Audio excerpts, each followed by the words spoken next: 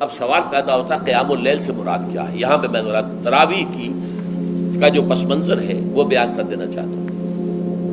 دیکھیے، جیسا کہ ہم نے خطبے میں بھی دیکھ لیا، اللہ نے قیام اللیل جو ہے اسے فرض نہیں ٹھہرایا تطوعا، قرآن مجید میں بھی اس کا کوئی ذکر نہیں، احادیث میں اس کی تشویق و ترغیب پوری موجود ہے۔ ایک اور حدیث بھی ہم بعد میں پڑھیں گے اس پر۔ اس کا پس منظر کیا تھا کہ اس کو چھوڑ دیا گیا۔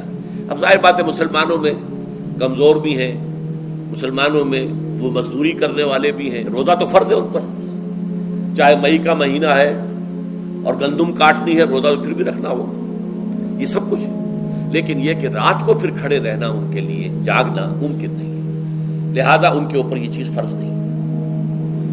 حضور نے تراویح کی نماز یا قیام اللیل نہ اسے فرض قرار دیا، نہ اس کے بعد جماعت کوئی اہتمام کیا مستقل، صرف 3 راتیں آپ نے جماعت کروائی ہے، اس میں 8 رکعتیں آپ نے پڑھی ہیں کہ جو آپ کا معمول تھا تہجد کا وہ پڑھی، اور تہجد کے وقت ہی جماعت کرائی ہے۔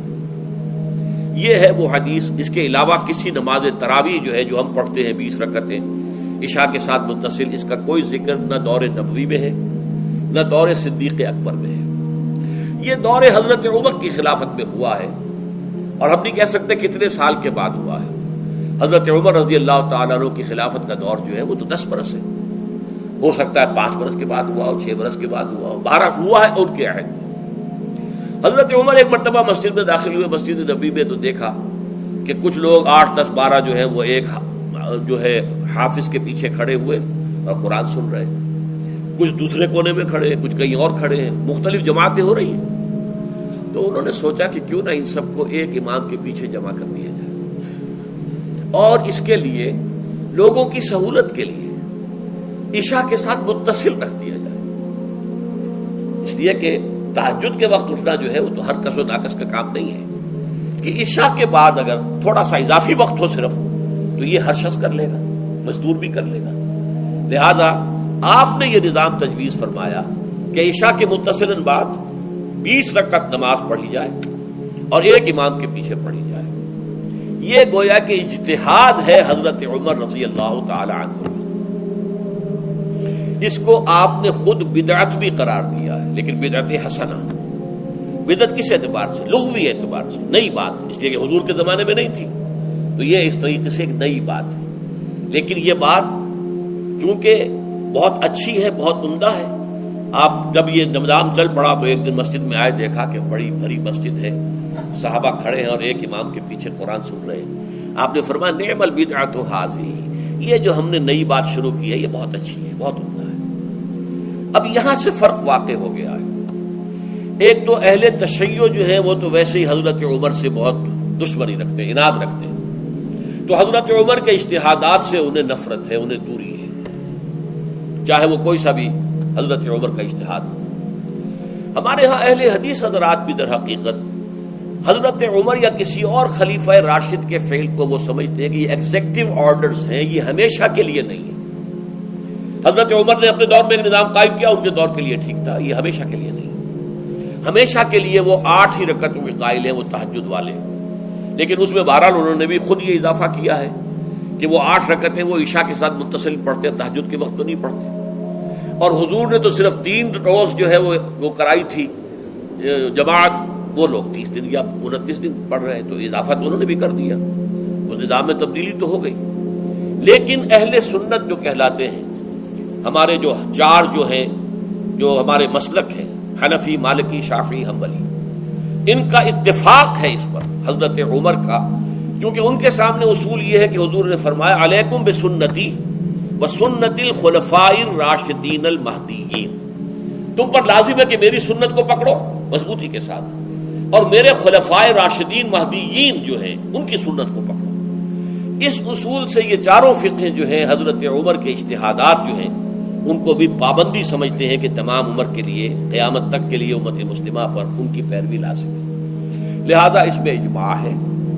اور یہاں تک کہ یہ سب سے آخری جو اس میں مسلک پیدا ہوا ہے زمانی اعتبار سے، سب سے پہلے مسلک جو ہے حنفی پیدا ہوا ہے، پھر مالکی پیدا ہوا ہے، پھر شافعی پیدا ہوا ہے، اور پھر حنبلی آخری ہے۔ اور امام احمد ابن حنبل بہت بڑے محدث بھی ہیں.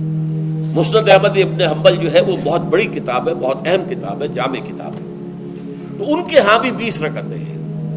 چنانچہ حرمین شریفین میں، سعودی عرب میں، مکے اور مدینہ منورہ میں جو نماز تراویح ہوتی ہے اس کی 20 رکعتیں ہیں. لیکن اہل حدیث حضرات جو ہے وہ اس 8 کے اوپر اکتفا کرتے ہیں. بہرحال یہ ایک اختلاف ہے جو میں نے اس کا پس منظر بیان کر دیا.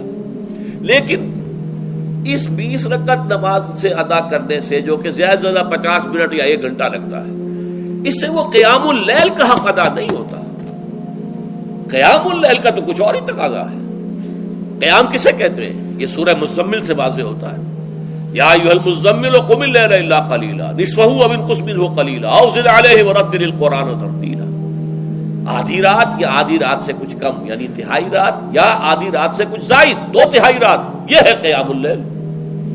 چنانچہ سورہ مزمل ہی کی آخری آیت جو دوسرا رکوع مشتمل ہے جس پر، اس میں صاف کہہ دیا گیا ان ربک یعلم انک تقوم ادنی من ثلثی اللیل ونصفہ وثلثہ وطائفۃ من الذین معک. اے اللہ کے نبی، اللہ خوب واقف ہے کہ آپ بھی اور آپ کے ساتھ ایک جماعت بھی رات کو کھڑی رہتی ہے، 2/3 رات یا آدھی رات یا 1/3 رات. تو یہ سارا معاملہ جو ہے قیام اللیل کا، گویا کہ کم سے کم 1/3 رات پر اس کا اطلاق ہو سکے گا، یہ نہیں کہ 1 گھنٹے.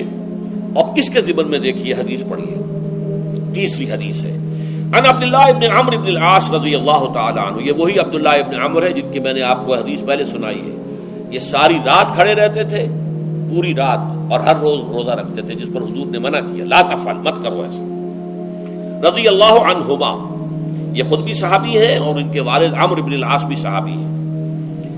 ان رسول اللہ صلی اللہ علیہ وسلم قال، کہ اللہ کے رسول صلی اللہ علیہ وسلم نے فرمایا، الصیام والقرآن یشفعان للعبد. روزہ اور قرآن بندے کے حق میں شفاعت کریں گے.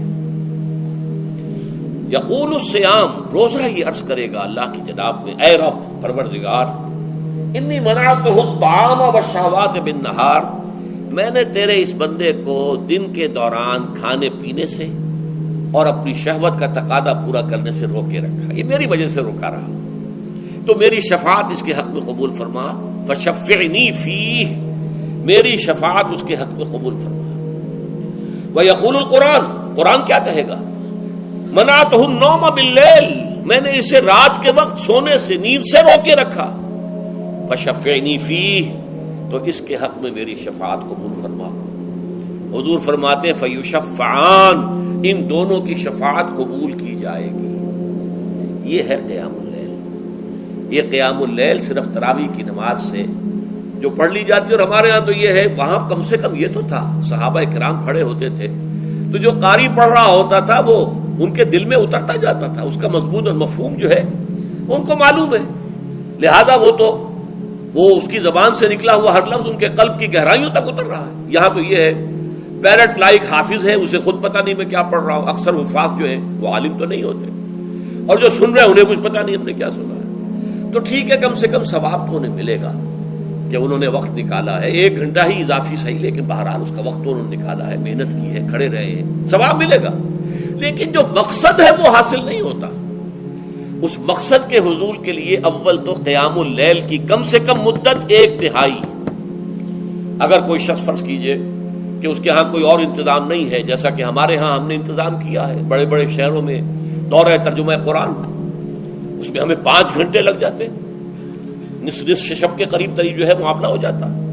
اس میں کیا ہوتا ہے کہ ہر 4 رکعت سے پہلے جو اس کے اندر پڑھا جانا ہے حصہ قرآن کا، اس کا پہلے ہم مطالعہ کرتے ہیں بیٹھ کر، ترجمہ اور کچھ موٹے موٹے نکات کی جو ہے وضاحت.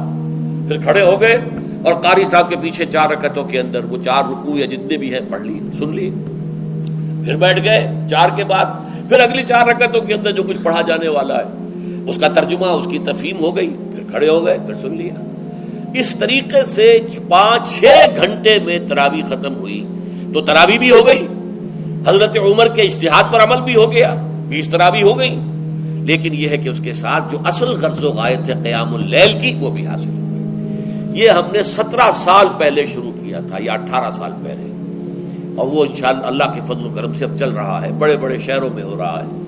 لاہور میں جن مقامات پر ہو رہا ہے وہ تازہ جو ندائے خلافت ہے اس کے اندر آپ اس کی فہرست دیکھ لیں.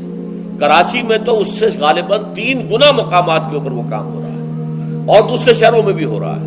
تو اس سے در حقیقت وہ غرض و غایت، وہ حکمت جو ہے پوری ہوتی ہے کہ یہ دونوں چیزیں پیرلل ہیں.